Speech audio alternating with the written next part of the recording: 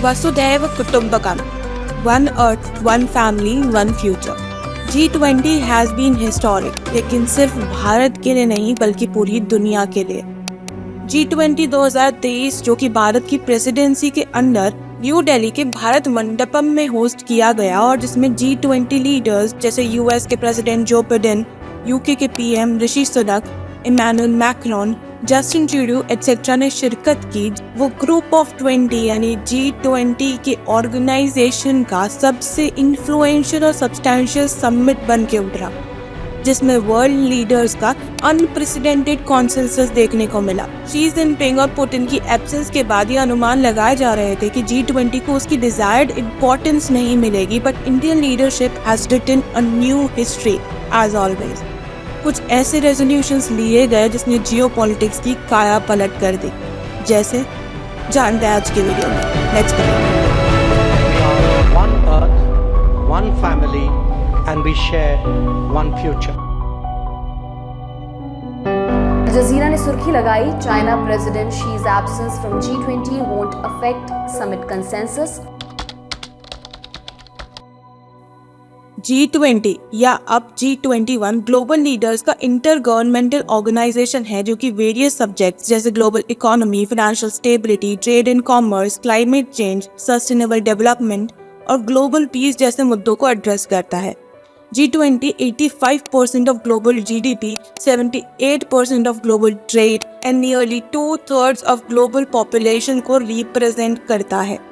India's Sherpa to G20 bureaucrat और नीति आयोग के farmer CEO Amitabh Kant ने रिसेंटली अपने एक पॉडकास्ट में कहा कि G20 has actually become more significant than United Nations आज के टाइम पे, and that United Nations has failed in realising its objectives, and this probably is enough to explain the importance of G20 in the present scenario.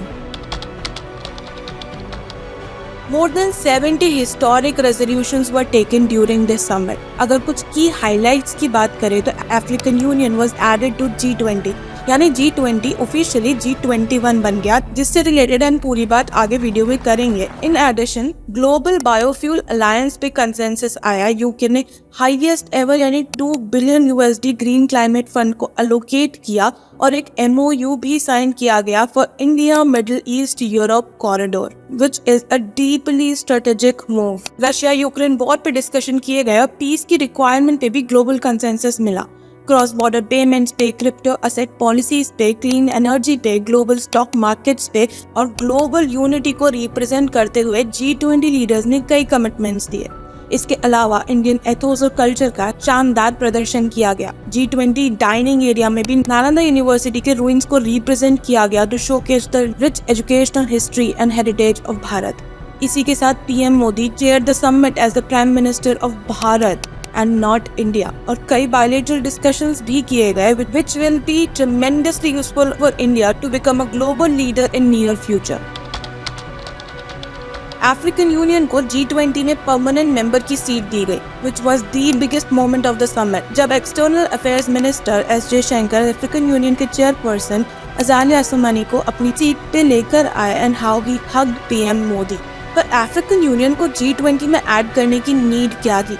देखिए, Bharat African countries का significance global level पे बढ़ाने का बहुत लंबे time से प्रयास कर रहा है, चाहे वो ब्रिक्स में हो या UN में। भारत की G20 की प्रेसिडेंसी ने इंडिया को ये करने का सही मौका दिया और इस एक्शन को ग्लोबल लीडर्स ने भी काफी सराहा।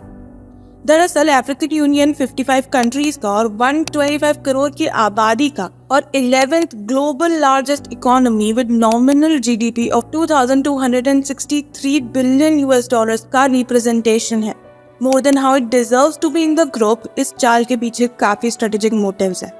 African continent has emerged as the new chessboard in the game of power and competition at the global level. African Union is a tremendously resource-rich continent, और ये रिसोर्स लकीली अभी भी काफी हद तक अनटैप्ड है। सोना हो, हीरा हो, लिथियम हो, क्रोमियम हो या यूरेनियम या oil, Africa has it all. India के नजरिए से देखें तो James and jewellery is the 3rd largest export category of India, जिसमें से भी मेजर प्रोपोर्शन डायमंड्स का है और रॉ डायमंड्स की खाने हैं अफ्रीका में। यानी India's gems and jewellery market can see a dramatic boom in the years to come. India Africa की फ्रेंडशिप को कंसिडर करते हुए भारत की क्लीन एनर्जी पुश का एक मेजर आर्म है ईवी यानी इलेक्ट्रिकल व्हीकल्स, जिसके लिए भारत नीड्स लिथियम बैटरीज, जिसके लिए अभी भारत मेजरली इंपोर्ट्स पे from Japan, China and US पे डिपेंडेंट है।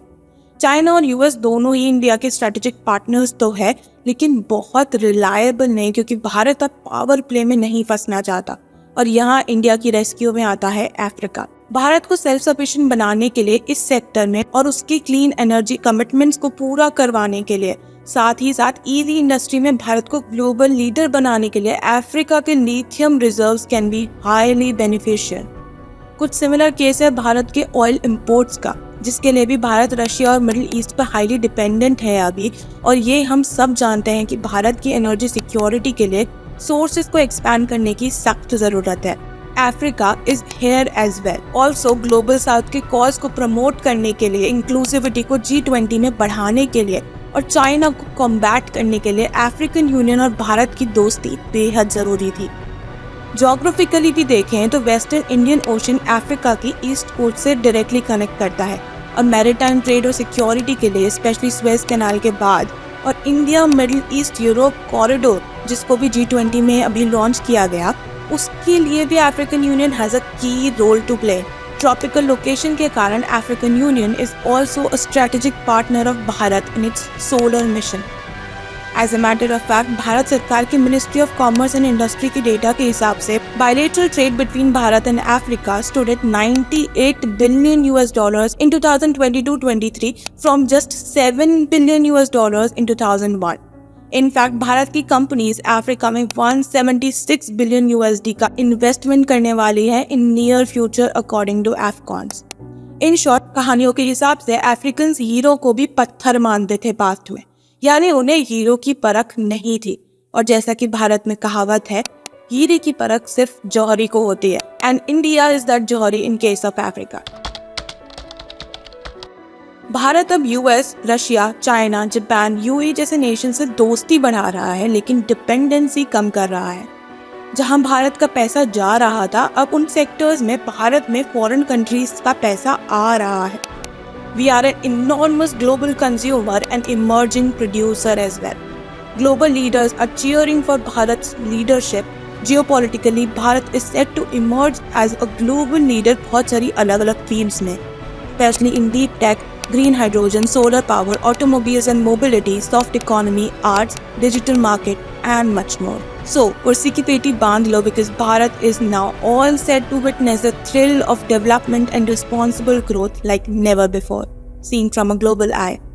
अगर आपको वीडियो पसंद आई हो तो do subscribe to the channel and hit the like button. Also share the video and feedback in the comment section. Thanks for watching. जय हिंद.